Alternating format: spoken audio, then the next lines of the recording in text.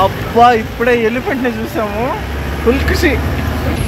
దేవుడా ఒకే ఒక్క పులి దేవుడా, ఇంకా నేను ఏ అడుగును, ఒకే ఒక్క టైగర్. మేము ఇటు వచ్చామో లేదో వర్షం బాగా ఎక్కువైపోయింది, చూడొచ్చు ఏ రేంజ్లో పడుతుందో. అందరికీ నమస్తే, నేను మీ Rupesh Telugu traveller from Kgudi wildlife safari. ఈరోజు మనం వచ్చేసి ఒక most epic and important safari ఒకటైతే చేయబోతున్నాం, వైల్డ్ సఫారీ. సో ఈ సఫారీలో మనకు టైగర్స్ స్పాట్ అయ్యే అవకాశం ఉంది, ఎలిఫెంట్స్ అండ్ మిగతా వైల్డ్ యానిమల్స్ కూడా మొత్తం కనపడతాయి. సో ఇది మోస్ట్ ఇంపార్టెంట్, కర్ణాటకలోనే one of the most important wildlife safari. ఇప్పుడు ప్రజెంట్ మనం అక్కడే ఉన్నాం. ఇక్కడికి ఎలా రావాలి ఏంటి అనేది మొత్తం డీటెయిల్స్ అన్నీ కూడా నేను సఫారీ అయిపోయిన తర్వాత లాస్ట్లో చెప్తాను. మీరు ఏం కంగారు పడదు, ప్రైజెస్ డీటెయిల్స్ అన్ని ఎవ్రీథింగ్ ఒక్కటి కూడా వదిలిపెట్టుకుని చెప్తా. సో ఇప్పుడు ప్రజెంట్ వచ్చేసి మేము ఆఫ్టర్నూన్ సఫారీ అనేది బుక్ చేసుకుంటున్నాము.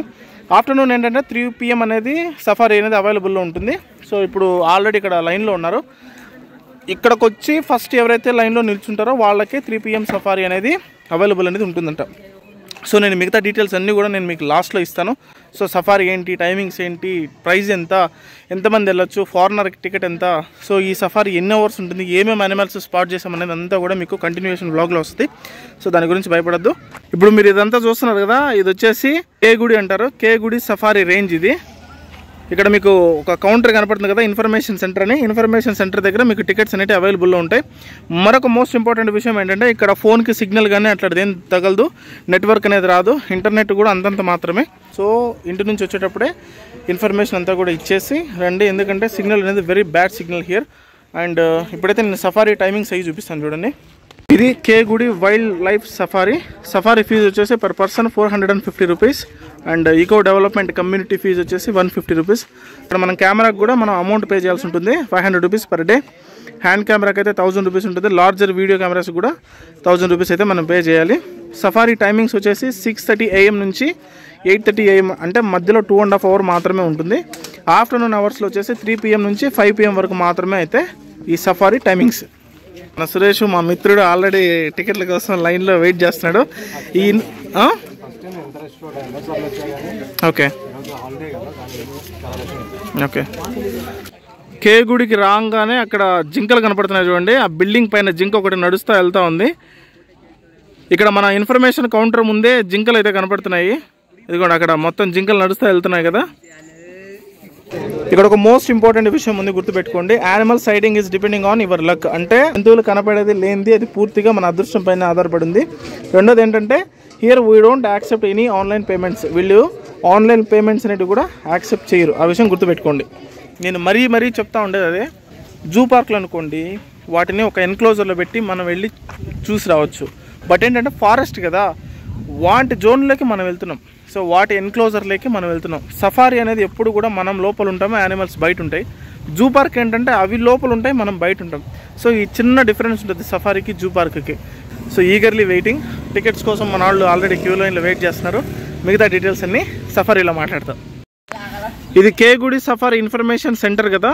ఒకసారి బ్యాక్ సైడ్ చూడండి, ఒక చిన్న లేక్ ఉంది. లేక్ అయితే అద్భుతంగా ఉంది. మొత్తం ఇదంతా కూడా రిసార్ట్స్. వీటిలో స్టే చేయడానికి ఎంత కాస్ట్ ఏంటనేది కూడా నేను డీటెయిల్స్ అన్నీ మీకు లాస్ట్లో ఇస్తాను. సఫారీ చేయకుండానే మనకు కనిపించిన సెకండ్ యానిమల్ వచ్చేసి అడవి పంది, వైల్డ్ బోర్ అంటారు కదా అది. ఇదిగోండి ఫ్రీగా తిరుగుతున్నాయి ఇటు సైడ్. ఇప్పుడే సఫారీ వెహికల్స్ తీసుకొచ్చి పార్కింగ్లో పెడుతున్నారు, టైం అవుతుంది కదా.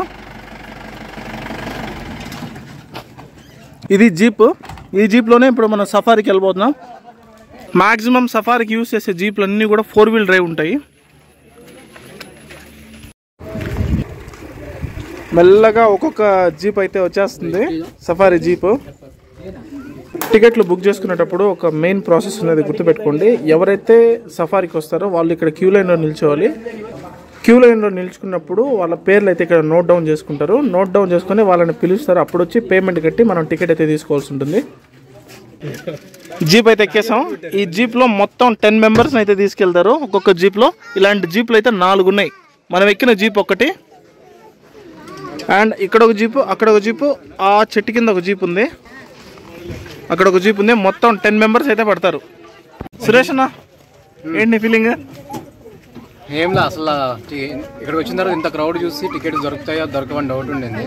లక్కీగా ఏంటంటే మనం స్టార్టింగ్లో వచ్చాం కాబట్టి లైన్లో నుంచోవడం వల్ల దొరికిందనమాట. So happy.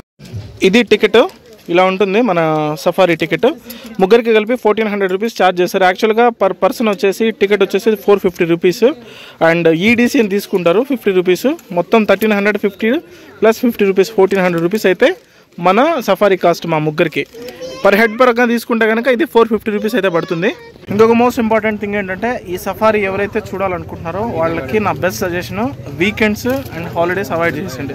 ఎందుకంటే జనరల్గా వీకెండ్స్ హాలిడేస్ ఎక్కడైనా సరే కొంచెం క్రౌడ్ ఉంటుంది. ఈరోజు మరీ కొంచెం ఎక్కువ క్రౌడ్ ఉంది. మేము కూడా టికెట్స్ తీసుకోవడానికి కొంచెం ఇబ్బంది పడ్డాం.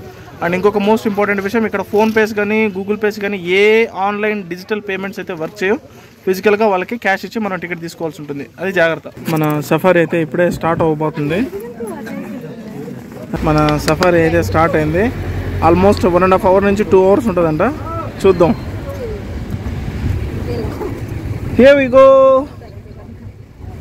యాక్చువల్లీ సఫారీ 3 o'clock అన్నారు, బట్ 2:20కే మన సఫారీని అయితే స్టార్ట్ చేశారు. ఎందుకంటే పీపుల్ అంతా రావడంతో జీప్స్ అన్ని ఫుల్ అయిపోవడంతో 2:20కే మన సఫారీని బిగిన్ చేశారు. దేవుడా, ఒకే ఒక్క పులి దేవుడా, ఇంకా నేను ఏం అడుగును. ఒకే ఒక్క టైగర్ నాకు ఒకే ఒక్క ఏనుగు అన్నా. మీకు ఇదిగోండి ఇక్కడ ఒక చెక్ పాయింట్ ఉంది. ఈ చెక్ పాయింట్ లోపల నుంచి అయితే మనము కోర్ జోన్లోకి వెళ్తున్నాము ఇప్పుడు.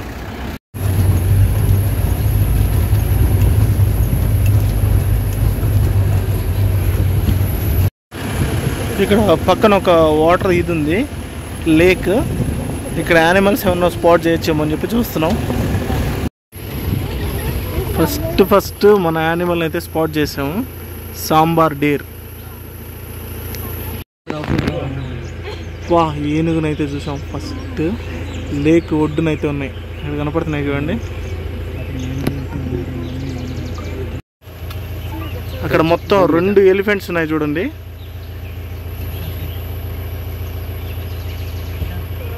అదిగోండి ఏనుగులు 2. ఏంటి ఇందాకటి నుంచి ఏనుగు డంగు మాత్రమే కనపడుతుంది, ఏనుగులు కనపడలేదు అనుకున్నాను. అబ్బా, ఇప్పుడే ఎలిఫెంట్ని చూసాము. ఫుల్ ఖుషి. ఏనుగుని చూశాక మా జర్నీ అయితే అలా కంటిన్యూ అవుతుంది. మిగతా అడవి జంతువుల వేటలో చూసుకోవచ్చు. మొత్తం nature, complete forest, thick bushes.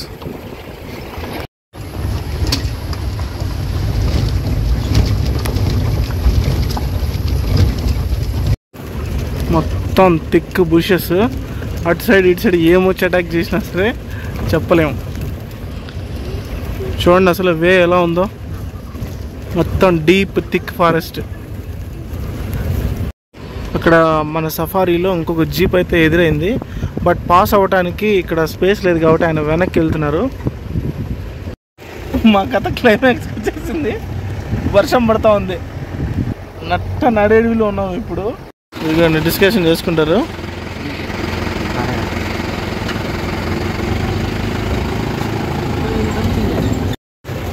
ఈ సఫారీలో అన్నిటికంటే హైలైట్ ఏంటంటే జంతువులు దొరక మేము తిరుగుతుంటే వర్షం ఇప్పుడే పడింది చూడండి, అది హైలైట్.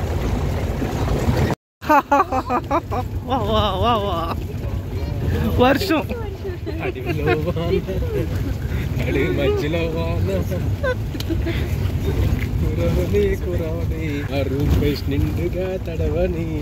అయిపోయింది, అయిపోయింది, మొత్తం సర్వనాశనం అయిపోయింది.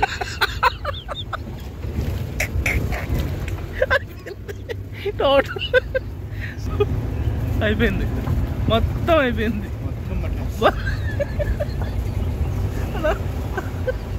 ఇంకోసారి ఎలా చెప్పన్నా, మొత్తం పట్టేసిన. అడవిలో ఈ ప్లేస్ అయితే మాత్రం అదిరిపోయింది. నాకైతే చాలా చాలా బాగా నచ్చింది ఈ రోడ్డు. ఇది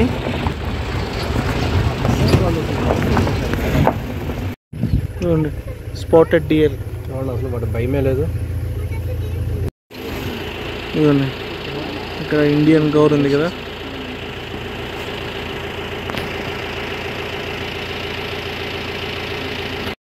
ఇదిగోండి చూడండి ఇండియన్ గౌర్. బాహుబలిలో రానా ఫైట్ చేస్తాడు కదా, అది. ఇప్పుడే మన సఫారీ ముగించుకొని మనం క్యాంప్ సైట్కి అయితే వచ్చాం. ఇంకా ఉంది, ఆగండి అప్పుడే అయిపోలేదు. Done with the safari. Actually ఏమైందంటే చెప్తాను చూడండి.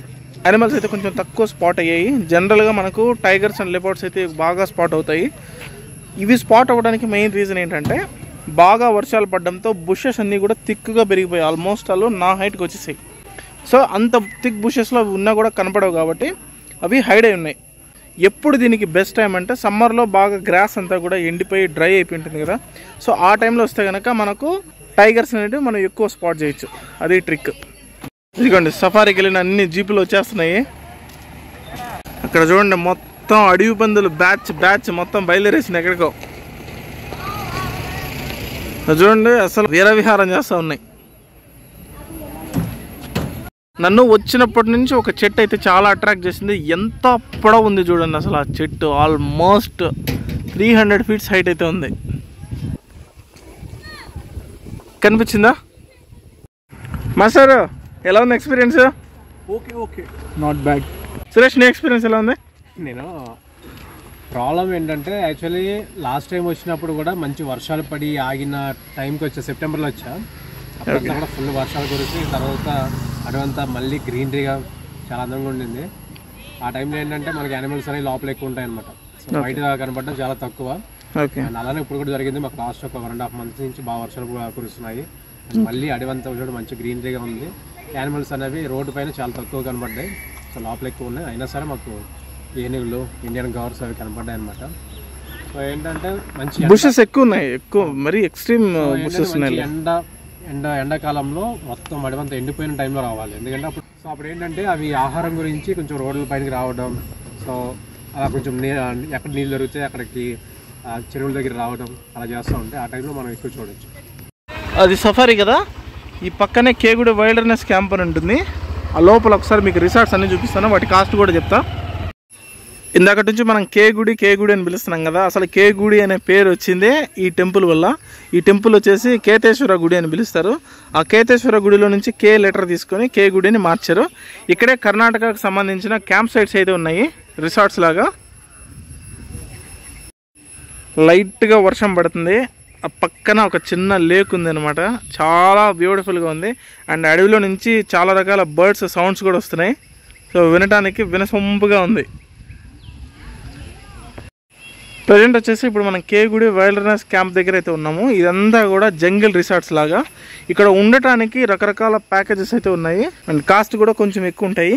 ఎవరైనా సరే ఇక్కడికి వచ్చి స్టే చేయాలనుకున్నా లేకపోతే సఫారీని విజిట్ చేయాలనుకున్నా సరే వాళ్ళందరికీ డిఫరెంట్ టైప్ ఆఫ్ ప్యాకేజెస్ కూడా దొరుకుతాయి.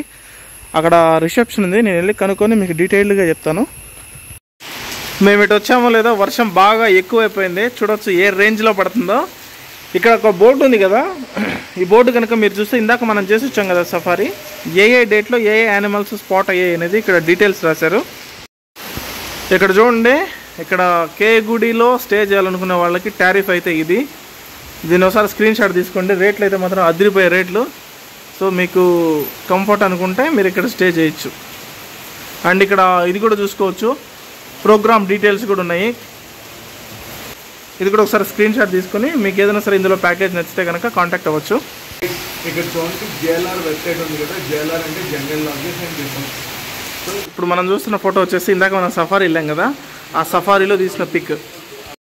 అలాగే ఇక్కడ ఇంకొక చిరుతపులి ఫోటో కూడా ఉంది చూడండి. ఇది కూడా కేగుడి సఫారీలో తీసిందే. అదే చిరుతపులి ఫోటో ఇక్కడ ఇంకోటి ఉంది చూడండి.